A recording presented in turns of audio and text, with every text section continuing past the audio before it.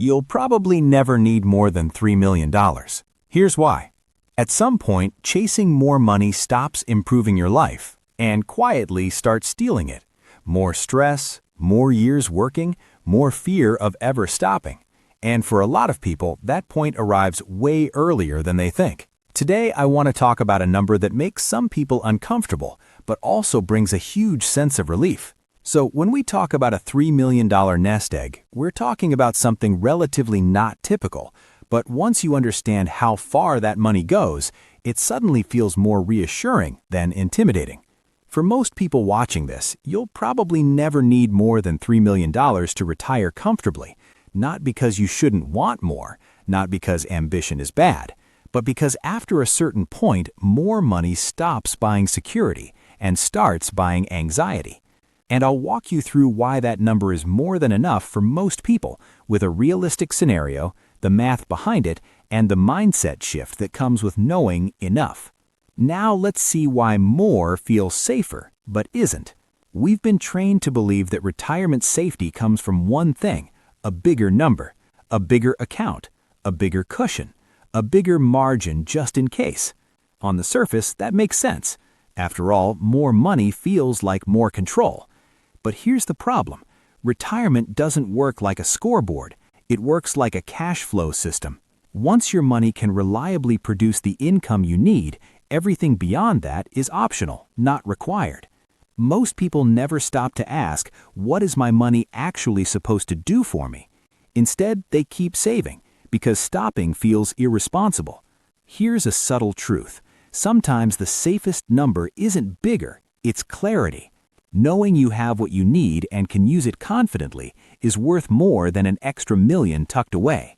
Then let's see the math what $3 million actually does.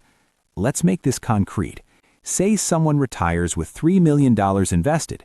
Using a reasonable 4 to 5% withdrawal range, that portfolio can produce $120,000 per year at 4%, $150,000 per year at 5%.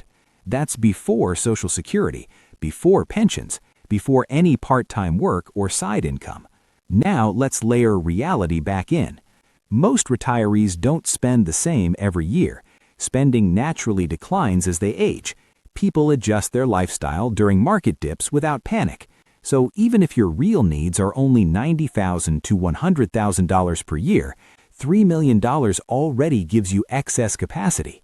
This isn't just survival money. This is comfort money. It buys peace of mind, not worry. Think of it like this. It's like having a backpack with a little extra food and water on a hike.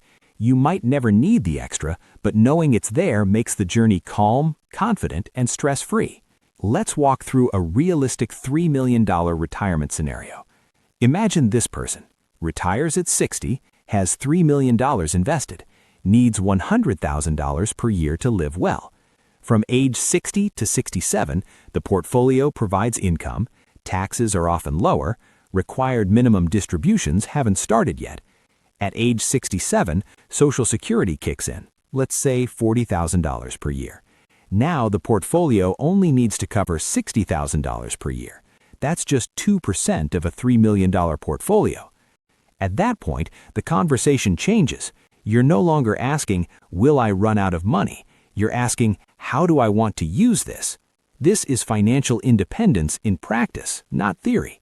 It's freedom to travel, spend time with loved ones, pursue hobbies, or even change careers without constantly worrying about a shortfall. Here's a detail most people overlook. The portfolio itself can continue growing quietly as you spend a fraction of it.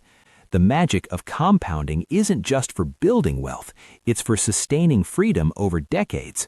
So why do people with more than enough still feel behind? Because fear doesn't disappear when the number goes up, it just moves the goalpost. There's always another market crash, another headline, another what if. Studies show that many retirees with seven-figure portfolios still worry, not because they need to, but because they never switched from accumulation mode to living mode. They optimized for not failing, instead of optimizing for actually living. Think about it. You could have $3 million, but if you're constantly checking balances and delaying life experiences, that money is working against you psychologically. So what is the hidden cost of chasing more? Here's something that rarely gets discussed. Oversaving has a cost.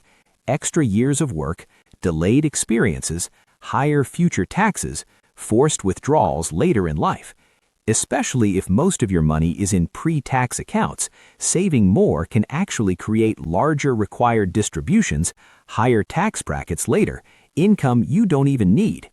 The irony, people chase safety and end up with less control. Money is supposed to buy freedom, not obligations. Imagine working another 5 years to save an extra $500K only to pay 30 to 35% taxes on a chunk you may never touch directly. The extra safety feels heavy when it's taxed away. So the real question isn't how much more can I save, it's what problem am I still trying to solve with money? If your lifestyle is funded, your income is flexible, and your downside risk is manageable, then more money doesn't equal more freedom. It just equals more delay. For most people, $3 million is not a finish line. It's a decision point, and knowing when you've reached that point might be the most valuable financial skill there is. Because once you understand it, you can stop working unnecessarily. You can start enjoying your wealth. You can focus on living the life you actually want, not chasing numbers. You'll find linked resources and guidance in the description if you want to dive deeper and see where you stand.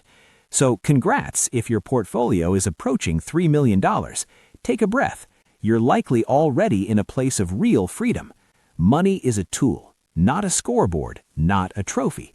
Use it to create experiences, peace of mind, and choice, because that's the real value of financial independence. Thanks for watching.